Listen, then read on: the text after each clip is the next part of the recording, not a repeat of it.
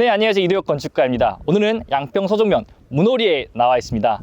총 37평 목조주택 그리고 2억 1천만 원 부가세 포함된 금액으로 계약된 주택이고요. 아무래도 이 금액을 들으시면 37평을 2억대에 지을 수 있나? 라고 이렇게 하시는 분이 있는데 아마 가성비적인 부분, 가심비적인 부분 아마 만족하실 주택이지 않을까 생각이 듭니다. 4인 가족 주택은 아니고요. 이제 은퇴 후에 두 분이서 사실 주택이고 37평이지만은 방은 2개 그리고 넓은 가족실과 거실을 중점으로 만든 주택이라 보시면 될 것 같습니다. 자, 지금부터 저와 같이 살펴보시죠.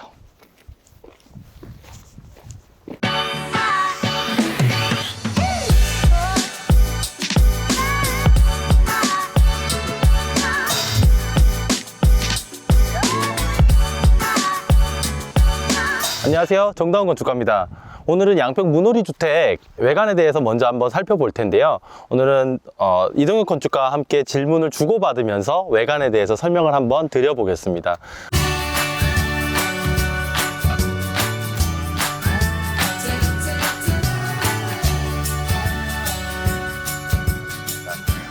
이 주택 같은 경우에는 이 빨간색 포인트가 상당히 특징적이라고 볼 수가 있는데요.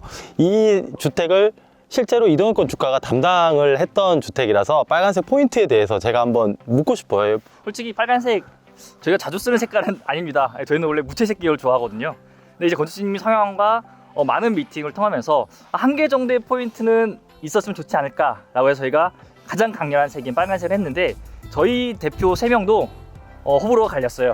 네, 중간에 이거 빼면 안 되겠느냐라는 문의가 많았는데 결국에는 제가 우겨서 했습니다. 네, 이 결과는 또 어떠세요? 마음에 드시나요?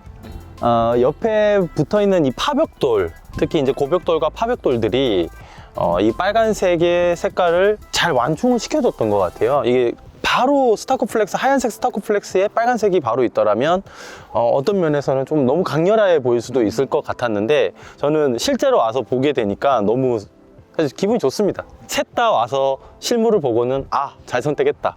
이 과감한 도전이 역시 스타일을 만드는구나 라는 걸 알게 됐고요. 뭐 다른 면을 한번 짚어드리자면 많이 보던 질감의 그런 파벽돌은 아니에요. 제가 늘상 보던 파벽돌이 아니어서 이 파벽돌을 어떻게 건축주님과 고르게 됐는지 이것도 한번 여쭤보고 싶어요. 보통 이제 파벽돌이라고 하면은 이제 중폭이나 광폭이라 그러죠. 이런 거 보시면은 소폭이에요. 굉장히 얇아요. 맞네요. 네. 네. 원래는 큼직큼직한 걸로 많이들 하는데 저희가 이 집 자체에서 좀 매스적으로 그리고 볼륨적으로 이런 부분들을 좀 디자인적 강조하기 위해서 소폭을 과감하게 사용을 했고요.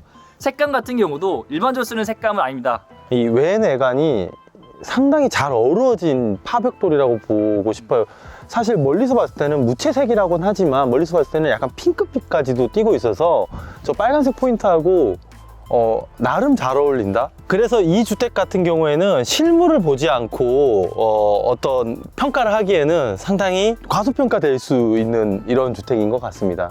그리고 한 번 더 짚어드리자면은 이 주택 같은 경우에도 양평 문호리가 추울 땐 또 상당히 춥기 때문에 이 시스템 3중 유리를 사용했고 기본적으로 다 1등급 소재를 사용하고 있다고 보시면 될 것 같고 이 공간 자체를 어떤 식으로 이렇게 안쪽으로 셋백 시켰는지 저도 이거 한 번 더 여쭙고 싶은데 이 공간이 많이들 물어보신 공간인데 이제 포치라는 용어로 저희가 사용을 하죠. 그러니까 안쪽에서 비를 피할 수 있는 공간. 솔직히요 이게 한 1m 정도 나왔는데 이 정도면은 나중에 비가 뭐 폭풍우가 아닌 이상에는 비 내릴 때 충분히 이쪽이 거실, 주방 부분인데 주방에서 창문을 열고 차 한 잔 마실 수 있고 약간 정치를 느낄 수 있는 공간으로 만들었다 생각하시면 될 것 같아요. 그러니까 무조건 포치가 이렇게 바깥으로 튀어나올 이유는 없습니다. 이렇게 안쪽으로 들어가서 내부 공간과 같이 연동될 수 있게 그렇네요. 만드는 것도 괜찮습니다. 네, 이렇게 셋백 시킨 모습이 상호도 수명이 오래 갈 뿐더러 단열적인 측면에서도 상당히 도움이 많이 될 걸로 예상이 되네요.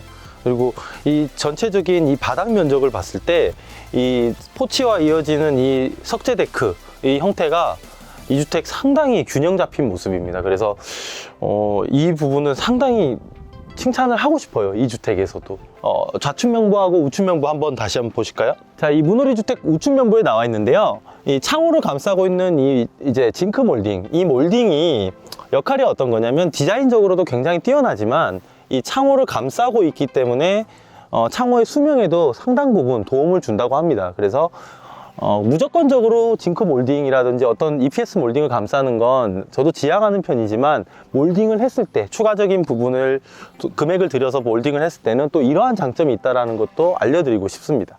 맞아요. 이 몰딩 같은 경우에는 보통 창문 테두리에 이 눈썹을 강화한다 그러죠. 좀 더 진한 느낌으로 디자인적 감각을 넣어주는 건데, EPS 몰딩은 이렇게 두껍지 않습니다. 원래 5cm 정도 그렇죠. 폭으로 이렇게 돌아가는데 너무 제가 좀 측면을 봤을 때 심심한 감이 좀 있었어요. 그렇죠. 그래서 저희가 징크로 큼지막하게 돌렸습니다. 그러니까 저희 집을 지을 때 항상 말씀드리는데, 내가 나이가 있다고 해서 집도 나이 있게 디자인하는 거는 안 좋습니다. 네, 젊게 지으셔야죠. 좀 디자인하고 좀 맞습니다. 트렌디하게 짓는 것이 좋다라고 설명드리고 싶어요. 자, 주택의 배면부로 한번 가보겠습니다. 대지가 가지고 있는 형태가 뒤로 바로 높은 산이 있기 때문에 큰 포인트를 주거나 어떤 추가 비용을 계속 돈을 들이기가 사실 저희 입장에서도 부담스러웠고, 건축주님도 동의를 해주셨기 때문에 흰색 스타크 플렉스로 쫙 갔습니다. 그냥. 그래서 깨끗하게 가서 이런 부분들은 절약했다고 보시면 될 것 같습니다. 그러니까 많은 분들이 안 보이는 곳에까지 남의 눈의 의식 때문에 비싼 거 갖다 붙이시는데 안 붙이셔도 됩니다. 안 보이는 부분, 특히 배면 같은 경우에는 그냥 깔끔하게 스타코나 기본 마감재로 하셔도 충분합니다. 주택 좌측 면부에도 아까 전에 강조했던 좌우측 면부 전부 다 징크 몰딩이 들어가 있어서 어느 면에서 보더라도 이 주택이 스타일리시함을 감추진 않았고요. 굉장히 뛰어난 스타일의 외관을 가지고 있어서 디자인을 하실 때 무언가 많이 갖다 붙이고 많이 끄집어내야 예쁘다고 생각하시는 분들이 계신데 절대 그렇지 않습니다. 비워줄 곳은 확실히 비워주고, 또 포인트 넣을 곳은 확실히 넣어주는 것이 가장 큰 중심점이라고 보시면 될 것 같습니다.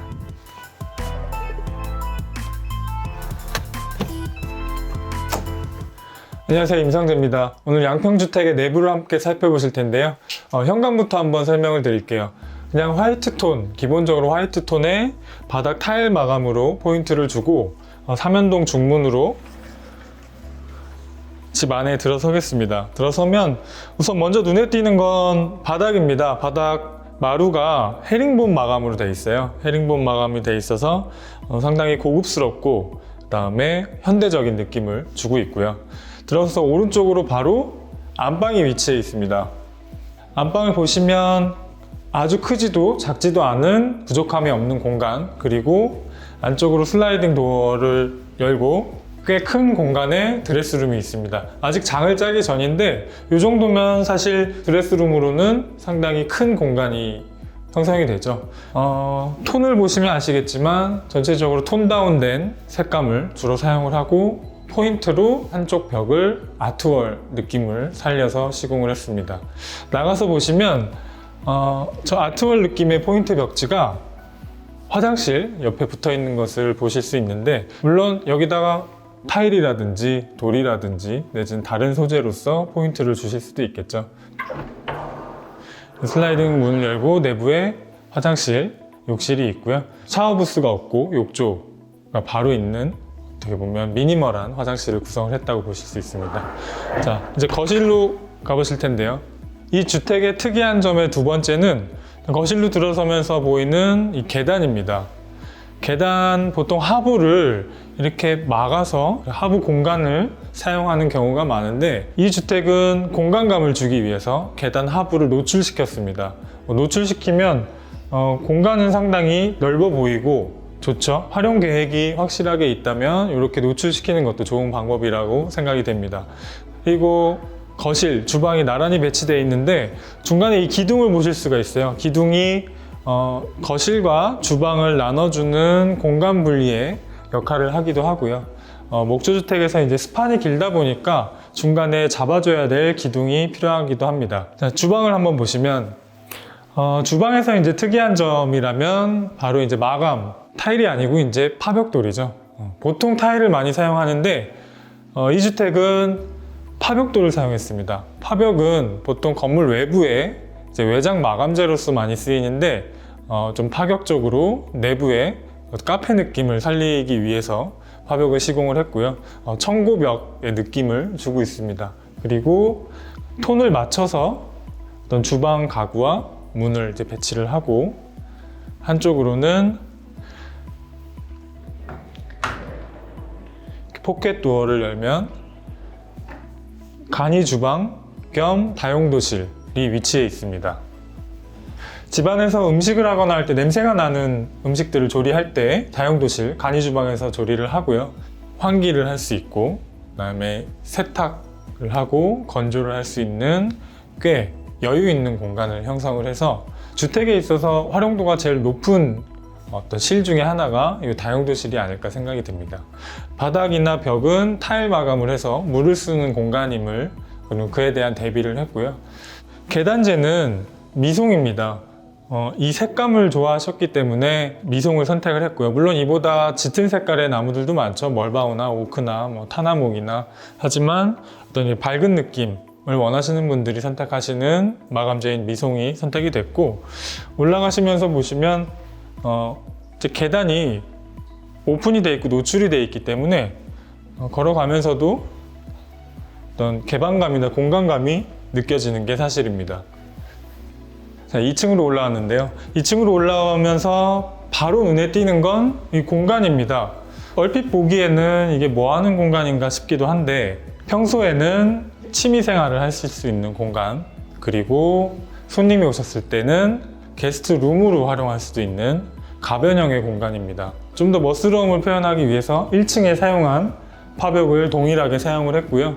그냥 이게 머무르기 위한, 잠을 자기 위한 방이었다면 이렇게 시공을 하지는 않았겠지만, 이렇게 시공을 했다는 건 어떤 다른 용도로도, 다른 느낌으로도 사용을 할 수 있다, 그렇게 받아들이시면 될 것 같고, 조명을 보셔도 이게 그냥 방의 조명이라기보다는 그냥 카페 느낌이 나는 그런 형태의 조명이라고 보실 수 있겠습니다.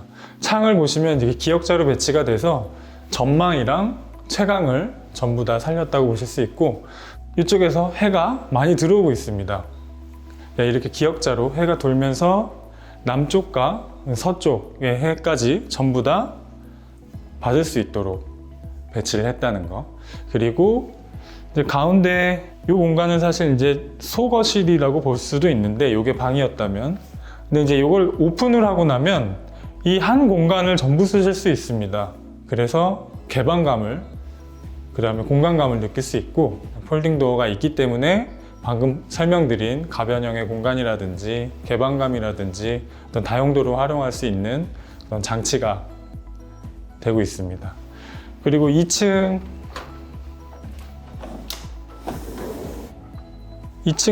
이렇게 아담한 사이즈의 지붕형 발코니가 있습니다. 올라가서 보시면, 그래서 커피 한 잔 하실 수 있는 테이블을 놓고 딱 그 공간이고, 전망을 살리고, 그다음에 이 주택의 외관을 봤을 때 인면의 디자인 그리고 밸런스를 잡아주는 어떤 요소, 그리고 그 공간이라고 보실 수 있겠습니다. 2층의 게스트룸인데, 똑같이 방문은 이렇게 열어놓으면 전부 다 개방감을 느낄 수 있도록 장치를 하였고요. 그 다음에 1층의 방과 동일하게 톤 다운된 벽지를 사용을 하고 한쪽 벽에 포인트를 줬다 보실 수 있겠습니다.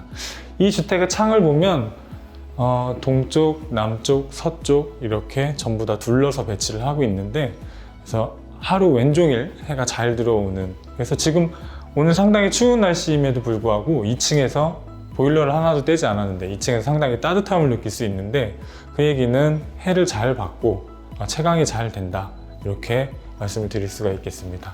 2층에도 화장실이 하나 있죠. 바로 2층 게스트를 위한 공용 화장실인데, 1층의 화장실과는 달리 그 공간을 샤워 부스로 설치를 했고, 그 다음에 마감은 그레이 톤과 화이트 톤을 두 톤으로 마감을 해서 상당히 차분하고 안정적인 느낌을 줬다고 보실 수 있겠습니다.